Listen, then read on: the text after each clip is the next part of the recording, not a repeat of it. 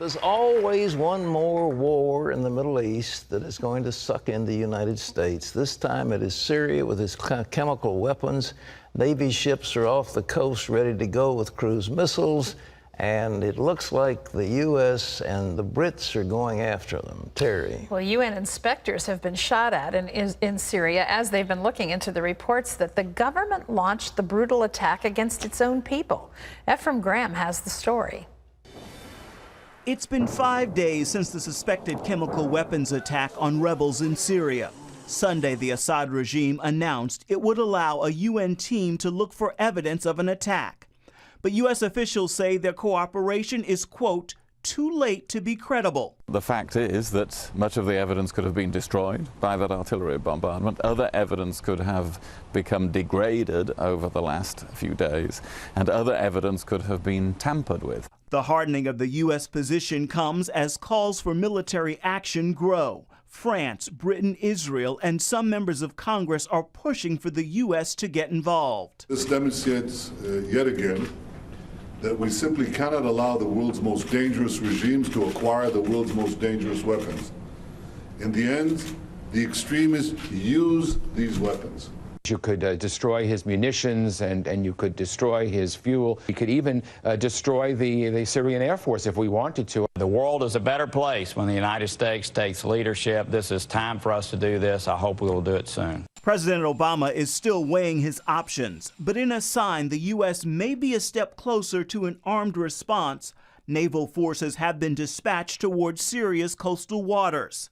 Meanwhile, countries like Russia remain skeptical that Syria was behind any chemical weapons attack, and Syrian President Bashar al-Assad continues to deny he did it. He warned any U.S. intervention would create a ball of fire that will inflame the Middle East and result in failure. Ephraim Graham, CBN News. Well, they always threaten. Do you remember the mother of all battles, Saddam Hussein? They've always got that exalted rhetoric. Oh, the problem is, who do we get if we take down Assad? That's the problem. But it looks like the Saudis are very strongly against him. And from what reports I was reading today, they have launched Prince Bandar bin Sultan to see if he can't do some work behind the scenes in getting people to turn against the Syrians. The Saudis obviously want Assad out. Well, the National Security Agency has been found spying, some of the people spying on the love life of ex-spouses and so forth. Now, they may actually, as a unit, be spying on the United Nations. Lee Webb has that story. That's right, Pat. The NSA bugged the United Nations headquarters in New York. According to a report by the German magazine Der Spiegel, the NSA was able to get into the UN's video conference system last summer. The magazine got its information from Edward Snowden, who has leaked other information about NSA surveillance programs. The revelations, of course, have led to tensions now between the U.S. and its allies as they have learned that the NSA has been spying on them. Well, the Farmer's Almanac is predicting a bitterly cold winter this year. The 197-year-old publication is using words like piercing to describe just how cold it will be. It's also predicting the Super Bowl could turn into a storm bowl. The game will be played at Giant Stadium in New Jersey. That's outside, by the way, and the Almanac is predicting a blizzard in the Northeast around that time. The Almanac says its predictions are based on planetary positions, sunspots, and lunar cycles. An Ohio man came back to life after being dead for 45 minutes. Tony Yaley's story astounded the medical community and made headlines around the world. Charlene Israel traveled to Ohio and discovered that it was Yaley's faith that kept him alive. 37-year-old Tony Yaley is thankful he could attend church with his family. Feels great. I was always a believer, but I mean, it's a whole new level now. In the early morning of August 5th, Tony had difficulty breathing and went into cardiac arrest. It was 4 a.m. The Lord woke me up. There's no other explanation. I don't get up at 4 a.m. Something just woke me up, and I heard his breathing. And as a nurse, I knew it was not correct. I turned on the light, tried to wake him up. He wouldn't wake up. I took his pulse. He didn't have a pulse, so then I just went into my training and did CPR. Tony was rushed to the ER at this hospital where he later coded. Doctors worked on him for 45 minutes to save his life. He was later pronounced dead. His family was shocked and heartbroken. Like it just dropped and like my stomach dropped. I just didn't know how to feel. I just cried.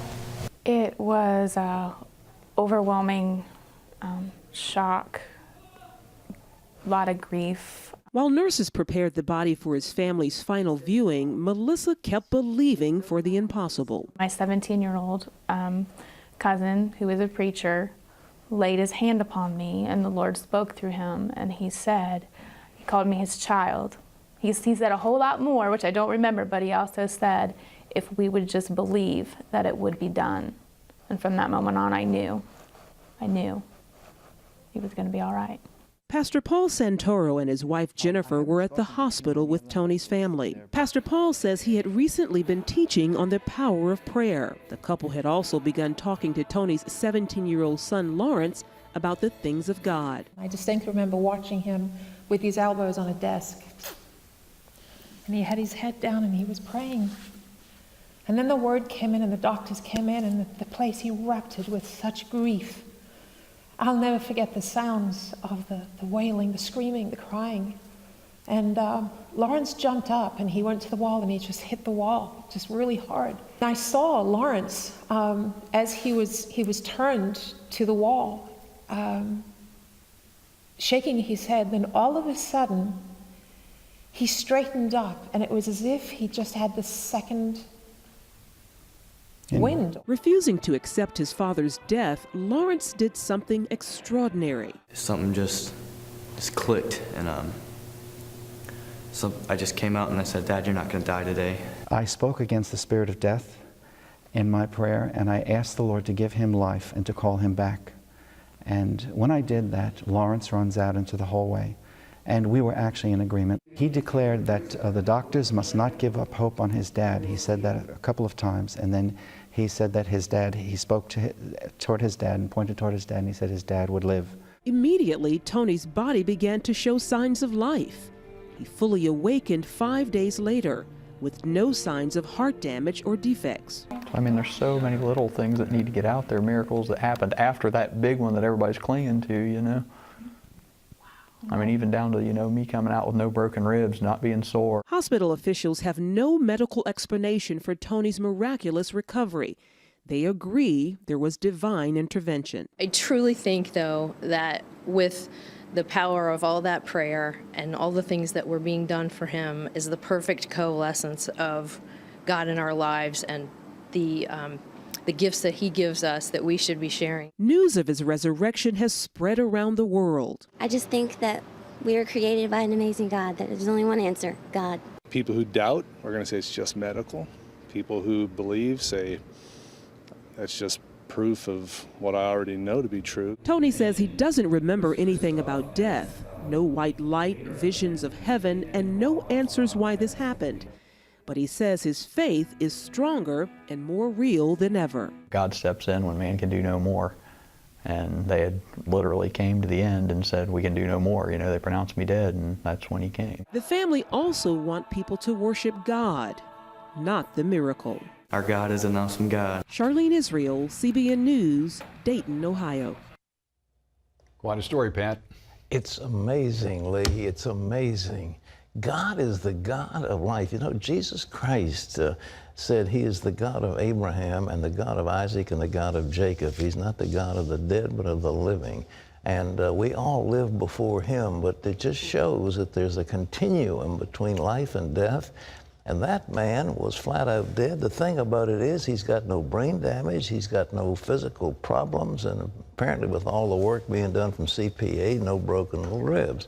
It's just the CPR, it's just amazing, isn't it, Terry? Astonishing story. Oh, I worked wow. 45 minutes. But a lot of faith, and a son who believed, and a pastor and his wife who believed, and a family that believed. Fabulous. Mm-hmm. God does miracles, ladies and gentlemen, and it's not the first century where he did miracles. He does miracles all the time. He lives. He lives. He lives within my heart. Events will continue this week, marking the 50th anniversary of Martin Luther King's famous I Have a Dream speech. Tens of thousands gathered on the National Mall this past weekend to hear speeches with a strong theme of unfinished business. Democratic Congressman John Lewis from Georgia, the only surviving speaker from the 1963 march, rallied against a recent Supreme Court decision against the Voting Rights Act. Speakers also mentioned high unemployment among blacks, which is twice that of white Americans. CBN's livelihood projects are bringing jobs to northern Thailand. Teams recently set up a bakery in one community. 7 families part of that project, and each person is paid a salary based on the time and labor they contribute.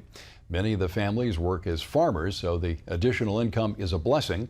The bakery serves more than 300 people, and its goods are sold to the local school, grocery store, and flea market.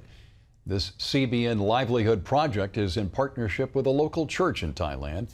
The leader of the bakery is a Christian professional baker who wants to bring people to Christ. And you can find out more about what CBN is doing around the world by logging on to cbn.com/international.